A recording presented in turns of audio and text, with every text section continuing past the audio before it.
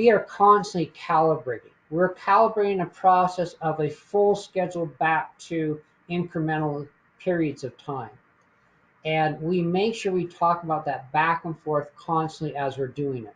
Then as we're going through time, we have that calibration done and we have a good sense of things of where they really truly need to land based on a lot of reasons. And I should say the proper reasons by the people performing the work. We then create, and I'll show you this on my screen, what we've done. I've described the process we go through of getting here of meeting with trades. After we've done that, you notice what I have here is this bar up at the top. It represents the master schedule duration. So the master schedule is at a higher level, meaning it usually has a little bit longer duration in it.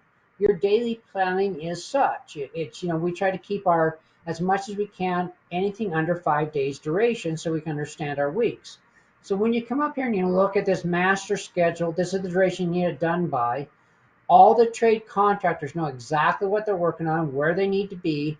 This identifies the actual schedule activity and the master schedule you need to be working on. And if this was a critical activity, we'd probably turn this bar red so that the people know in the meeting it's red.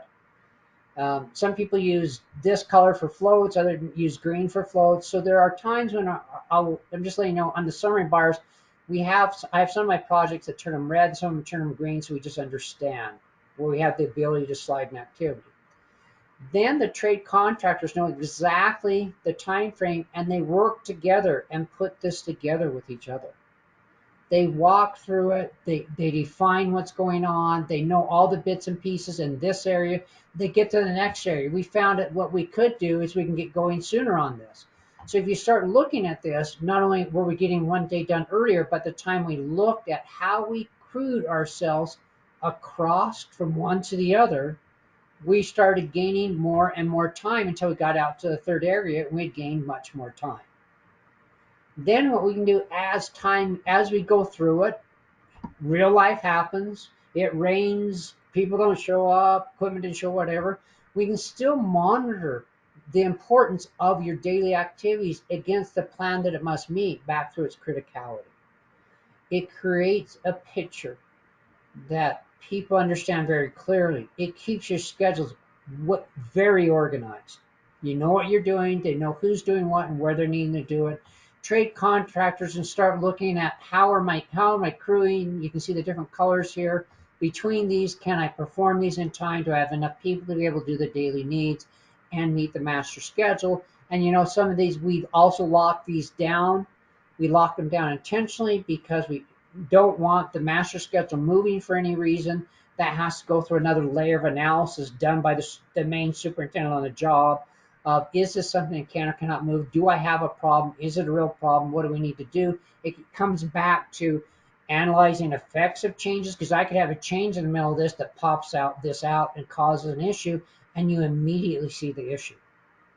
It's right there in front of you, and what does that mean? It gives us the opportunity to understand what can we do. Because as we're all servicing our clients, the bottom line is variation is going to be there.